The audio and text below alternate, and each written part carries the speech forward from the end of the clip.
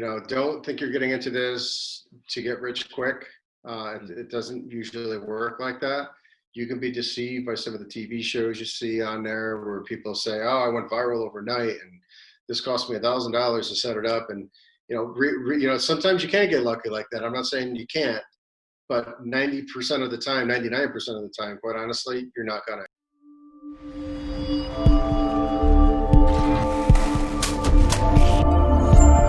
Hey everybody, this is Devin Miller here with another episode of the Inventive Journey. So I'm your host, Devin Miller, founder of Miller IP Law, where we help startups and small businesses with patents for their inventions, trademarks for their brands, and copyrights for their creatives. I'm also a serial entrepreneur and love to help startups and small businesses. So today we have a great guest on that will tell about his journey.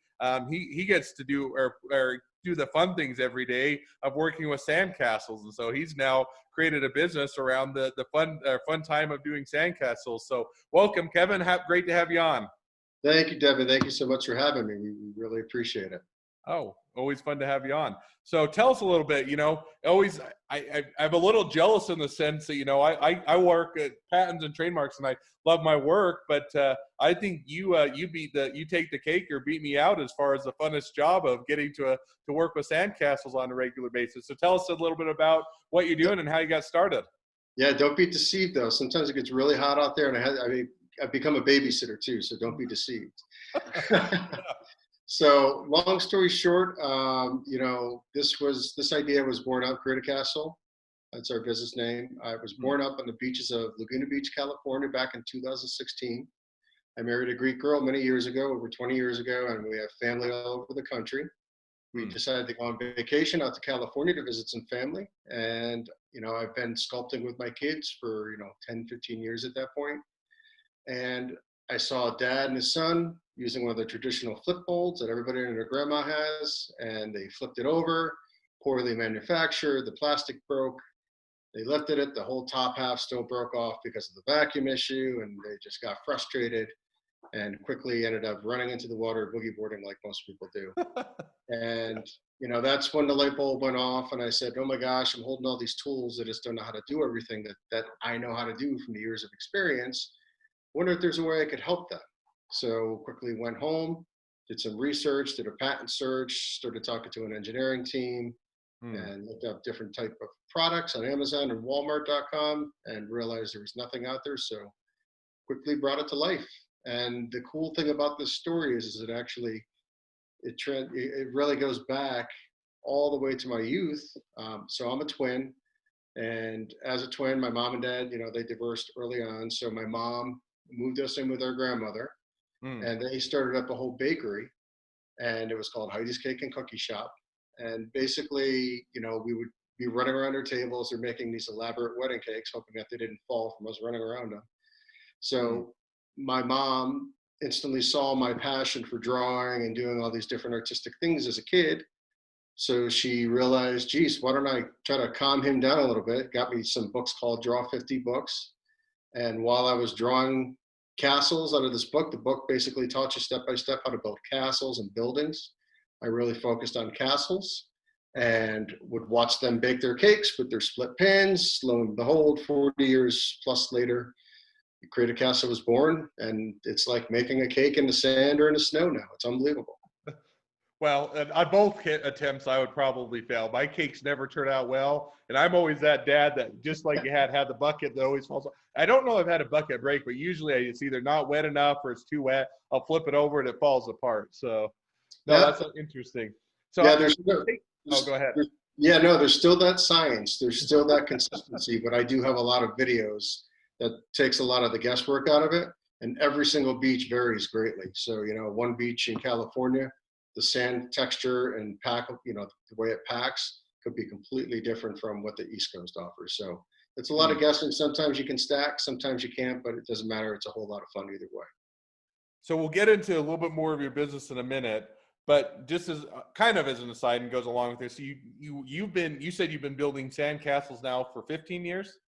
That was 2 years, closer to 20 years now. Yeah. So my son is 18.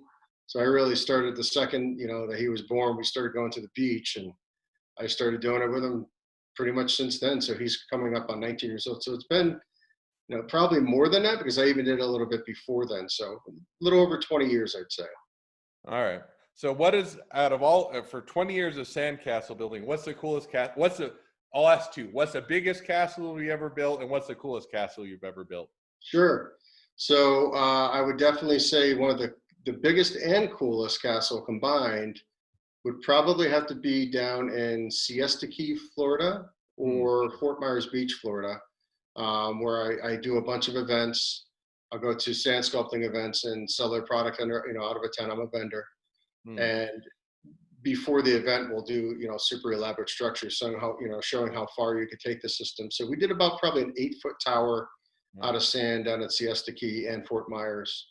And, people were coming over thinking it was part of the event, when in reality, not realizing that they could do the stuff that we did after probably a year or two of practicing.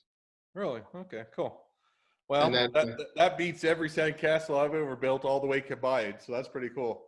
yeah, and the really cool thing about our product is the snow factor too. So the tallest snow castle is in the snow. With snow, you can go a lot taller because it weighs less than sand. If the consistency, if it's a real packable snow, it weighs next to nothing. Binds beautifully. So I went with a wider base. I went almost 18 feet in the snow at St. Paul, Minnesota.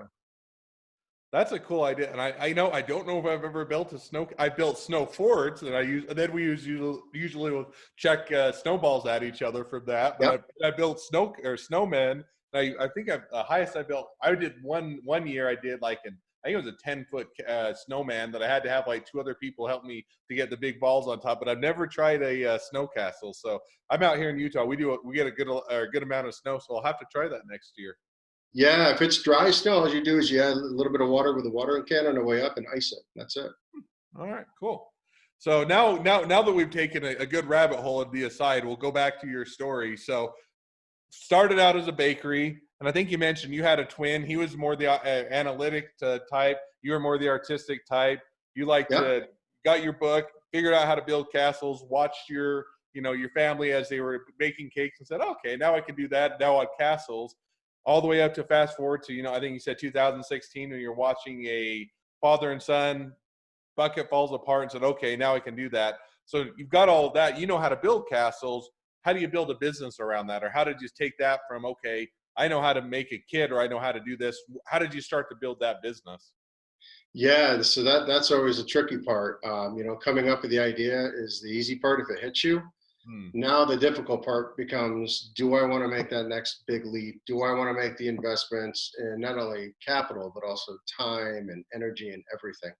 So I took that leap really, I started out with 3D printing. When I got home, we did some quick prototypes. I had access because I'm also in the internet space. I have a lot of access to tech background. So I knew some people at MakerBot. And I, was working with an engineer already at this point. He catted out some files and some ideas, brought it to a 3D printer down in Brooklyn, New York at MakerBot. They started ripping 3D prints almost overnight for me. And I would start experimenting in my house because it was still the middle of the winter when I first got my prototype. But come spring, I would bring my prototypes, and I did have a couple of machine prototypes at that point too, CNC machine prototypes. I would bring them to the beach, and I would basically set up in the busiest area that I could find. So I like to attribute that, some salesmen go door to door. I would go beach to beach, find the busiest area with the most doors around me, being the eyeballs, and start building and seeing what I could lure, how many people I could lure in, how many people have an interest. And at one point I looked up, there was probably 50, 60, maybe even 70 people in a circle around me watching, saying, oh my gosh, how did you just build that thing that quick? We watched what you did. So I knew at that point I was onto something. And once we went to the T1 phase, or the trial 1 phase of the actual product, that's when it was became a real product.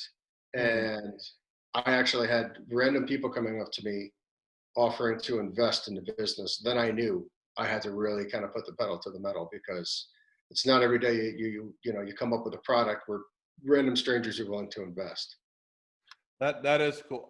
I'll jump back because there's a lot of cool things in there, but I think the one is that how you went about just figuring. First of all, building a market, building an audience. I think it's great that you just, hey, where am I going to sell this? It's at the beach. I'll just go build really cool sandcastles, and everybody will think they're so cool. They'll want to know how to build them themselves. So I think that, first of all, it's free marketing in the sense you don't have to pay anybody for it.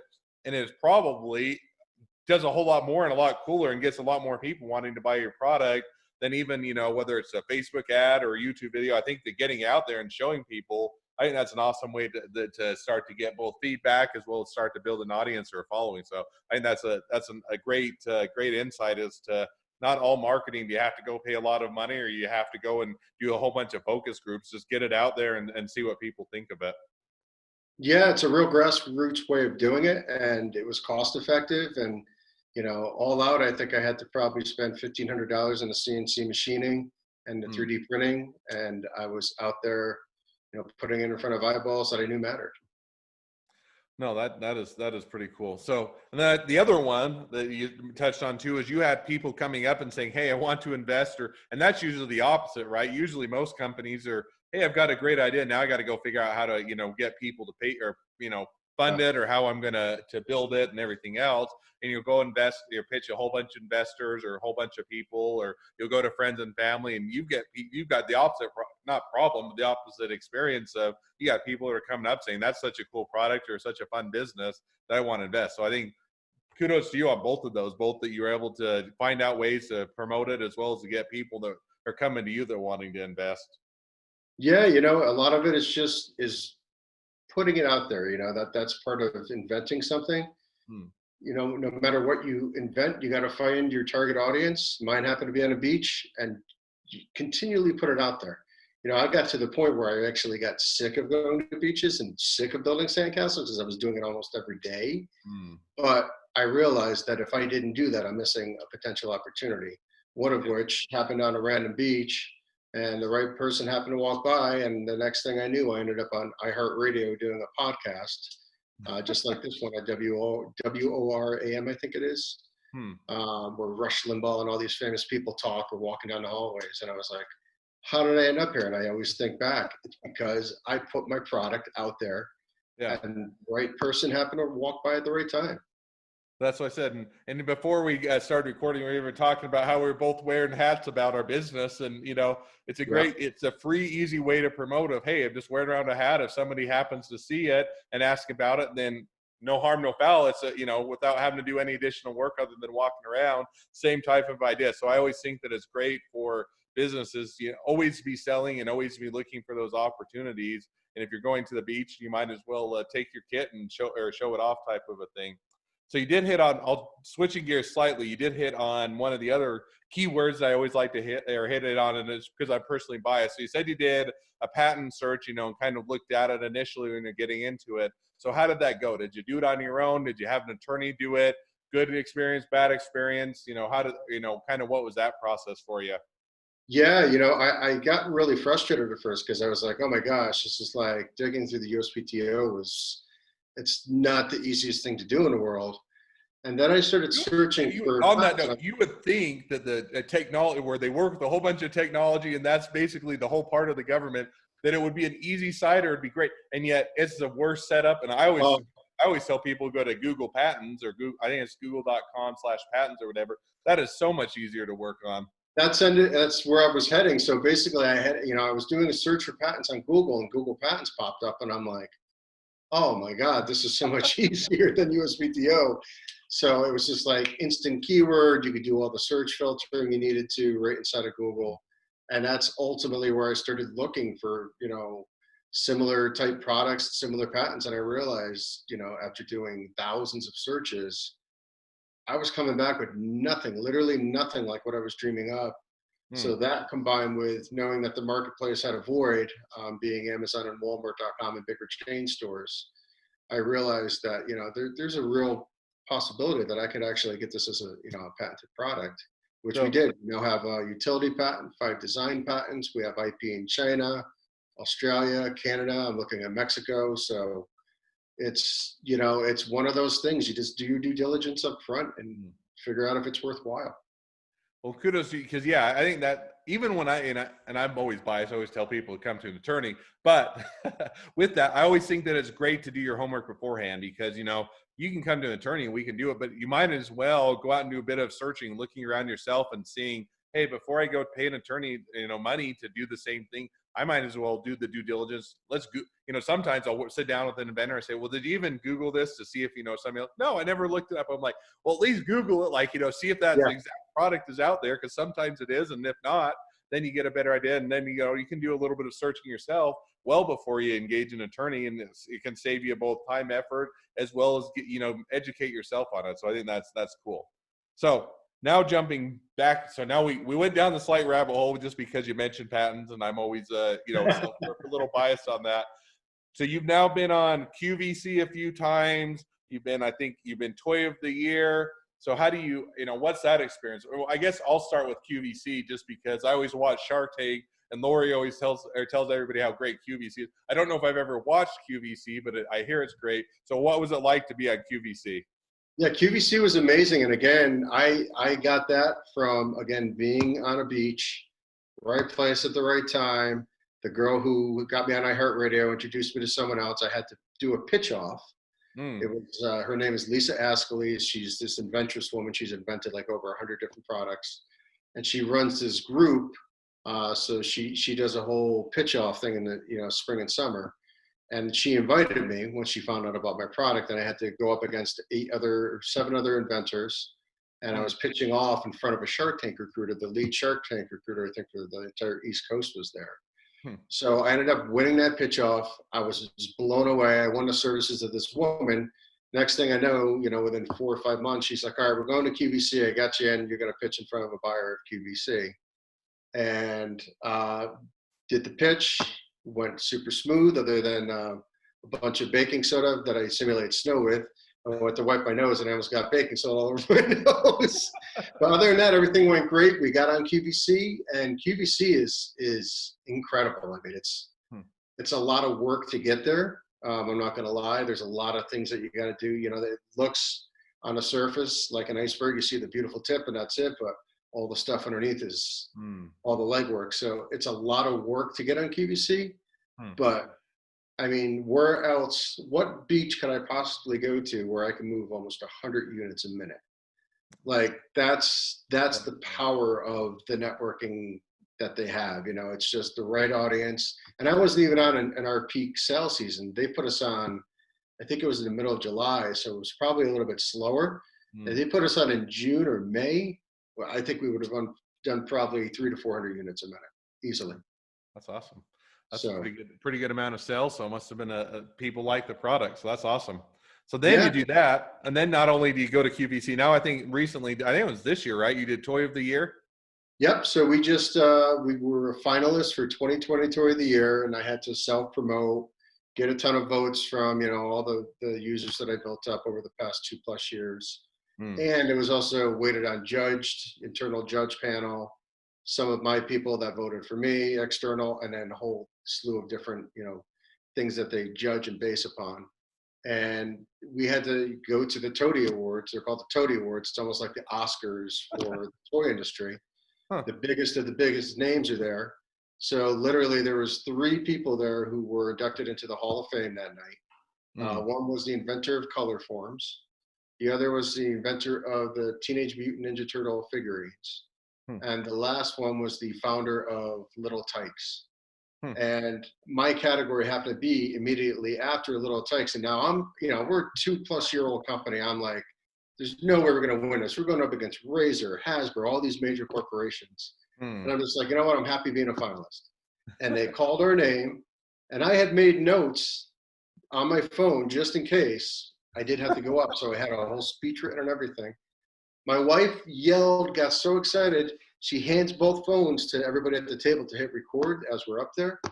And we're up there taking photos. And I looked at my wife and I said, where's the phone? So I need my speech. She's like, they're at the table. You got to wing it. You're like, oh, no. Now I got to wing it in front of all the most powerful people in the world in the toy industry. Following up immediately after the founder of Little Tykes, which was a totally emotional thing we did. So, but it was, it went well, and it was just sometimes you're better off winging it, I think, rather than, being completely scripted. That's awesome. That's an awesome award to win, and lots of kudos to you. So it sounds like things are going great. So always end the podcast with two questions, but before that, what's next? So what's next for Create a Castle? Whether it's new audiences, new products, building the company, promoting it more, kind of what do you see you guys is doing in the next 6 years or 6 months to a year? Yeah, so winning the Toy of the Year award actually gave me incredible leverage now. Hmm. So now it's put me at this crossroad where I need to put my business hat on, and I need to make Literally. wise decisions as to which path or paths to take. Hmm. So we're in talks with major companies where they may potentially take over manufacturing, do all the marketing, all of that heavy lifting, and then I get a kickback or royalties based on all the sales that they do globally. Hmm. And or I could find an investor and kind of drive this on my own and keep more in my pocket, but put a lot more work in. So Yeah. this is really, and I'm super passionate about this. Hmm. And it's almost like, anybody who's going to invent something, it's really your baby. It's like Yeah. you had your kids in life, and then this becomes another kid in a sense where you're nurturing it, you're fostering it, you're trying to do everything you can to Hmm. make it be the healthiest that it could possibly be. And it's hard to think about me letting go of the grip that I have on my baby to some giant corporation that would be mass producing it. But Hmm. I need to look at all the avenues and say what's going to be best for the business and kind of weigh all the options and see where we go from there. But I mean, we're in talks with big chain stores now too on my own if I go that route. So So one option, you may do the I'll keep building it myself, maybe investor dollars, maybe keep bootstrapping it. The other option is maybe I'll go with the big one of the big names or the big or producers and let them sell or let them promote it and push it and get a license or royalty. mm-hmm. Well, sounds Yep. like both In a good nutshell. options to have, and it'll be a fun to see how it plays out for you in 2020. Yeah, no, I mean, at this point with COVID, I'm really looking more towards 2021. We didn't see this gigantic speed bump that we all hit, but what's the old saying? A skilled seller was never made in a calm sea. So like, I look at this as an opportunity to make myself a better and wiser businessman through troubling times. No, I think I always look at, when anytime there's a disruption or chaos or change in the marketplace, it always presents opportunities if you can figure out how to or utilize that. And I'm not at all saying you take advantage of COVID, but if you're saying everybody's having to adjust business models and figure out new ways of doing it, it always presents. Let's see how we can utilize that or make sure our business is stronger because of it. So I Yeah. completely agree. Yeah. So, Sometimes you just have to pivot. You have to pivot. yep. Okay, well, now I did mention I have two last questions for the podcast that I always ask. So the first one is, so what is the worst business decision you ever made? Worst business decision I ever made would probably be early on when we did this. We wanted to save a little bit of capital up front. Hmm. So when we formed the molds, we did what's called a multi-cavity mold. Hmm. And a multi-cavity mold basically means that the steel is formed so it's shooting out two parts. It's shooting out multiple parts out of our product at once. Hmm. That's probably one of the biggest mistakes I made because now we sell the parts because you don't have to stack a Pro Kit all the time. So you can use the 6-inch cylinder. We sell that independently. We sell each part independently. So now looking backwards, I'm like, man, every single time I shoot out a 6-inch mold, I have to shoot out a 5-inch corbel with it. And I don't always need that. Hmm. So that was a pretty critical mistake. I mean, it's a mistake. It's a costly one because I'm going to probably have to do a new mold now, independent, 6-inch cylinder that'll be independent. Hmm. That and also really factoring in shipping less air. You want to really pack as much product as you can into a container.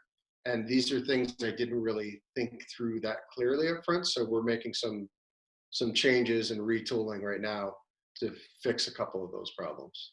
Hmm. But I don't think a lot of people understand, until you've got through it. Molding can be expensive. It's not a cheap. 3D printing is great in the sense that you can, that can be pretty cost effective. You get into Yeah, molding, it can be 50,000, 100,000 plus per mold. And, yeah, it adds up. And yeah, you can, once you have the mold, it's nice. But anytime you have to do retooling or do a new mold, it can be pricey.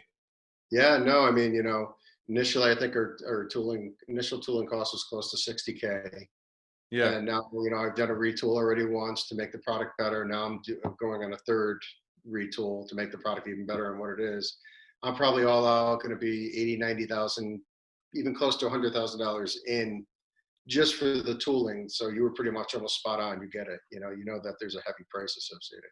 Yep. Unfortunately, I mean that's that, but that's one nice driver with 3D printing is at least sometimes you can work out a lot of those bugs. It used to be even worse because you'd have to do more iterations, and now that doesn't. I just wasted 50,000 on a mold that I can't even use. At least now you can Yeah. work out a lot of those bugs with 3D printing. So at least it's getting better. It'd be nice when nice when you can just do 3D printing on everything, or otherwise on mold. Although as another slight aside, we do on one of my other businesses, we do some product development and things for a few companies, and we have a few different 3D printers. I've always wanted to get the metal 3D printers, and I always wondered if you could ever do a mold using the metal 3D printers and reduce costs that way. So that's just an aside of a wonder I've always had. I wouldn't be surprised in the next few years if it gets there, quite honestly. I think that you're going to start seeing, 3D printing is really changing our world behind the Yep. scenes. A lot of people don't even know it. So Yep. definitely. No, I was even talking with a medical company that they're doing, plastics, and it's for a completely different company for medical devices. And they're now all doing, they looked at it and they could do molding, but they can do they can do all of their final product now with 3D printing, and it's significantly cheaper, and they can hit the same benchmark as far as product, amount of product they can make with 3D printing as they can with molding. So they opted to go the cheaper route, at least initially, to do that. So I think it's a very evolving and I think for on the business application has a lot of avenues. Well, the last question, and then I'll let you go.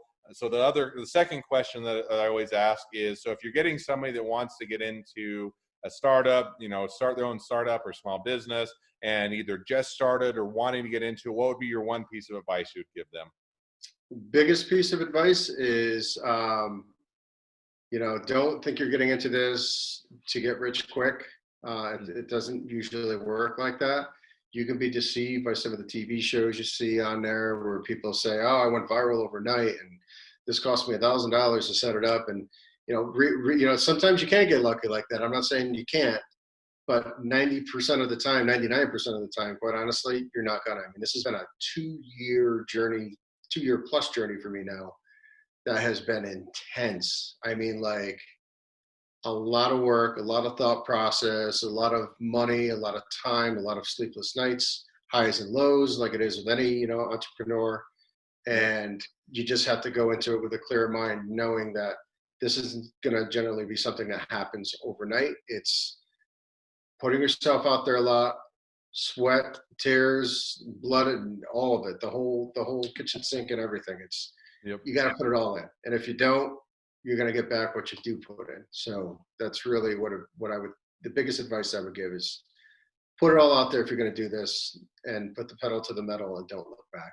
No, I agree. There's a lot of great ideas out there that never go anywhere, and it's not because they weren't good ideas. It's because people didn't go all in, or they didn't actually take that next step of, rather than just keep thinking about it or keep daydreaming. You actually do it. So I think going all in is great. I always as the old saying goes, business, you're an overnight success 10 years in the making, and Yeah. holds very true that you always see the overnight success, and you think, wow, if I could just go viral, if I could just have that one shot. And yet it's putting yourself out there continually, making the opportunities so that when that one shot comes along, that you're ready for it. So great advice. Awesome. Thank you. Well, thank you for coming on. It's been a pleasure. It's fun to hear all of your journey, your success, and look forward to seeing how 2020 goes for you.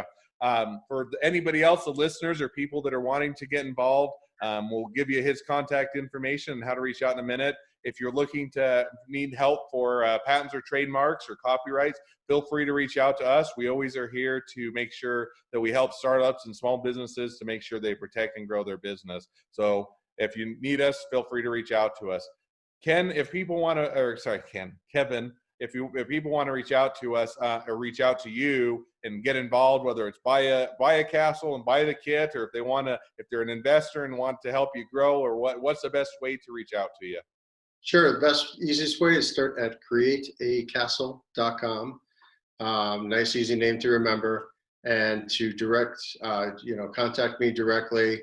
Just you would email Klane, Klane, at createacastle.com. And all of our social media and handles and all that are all on our website. It's all Create a Castle handles. Awesome. Well, I certainly wish you the best. We'll direct everybody your way that is looking to create. You're getting into the, COVID may be a little bit different, but everybody else, otherwise, hopefully they're able to hit the beaches and use your products. And I think that's an awesome product. And I look forward to next time I'm planning to go to the beach to get a kit and to do it with my kids. So thank you again for coming on. Appreciate your time, and it's been fun to have you on. And look forward to seeing how your journey continues. Awesome. Thanks so much, Devin. We appreciate it. Perfect.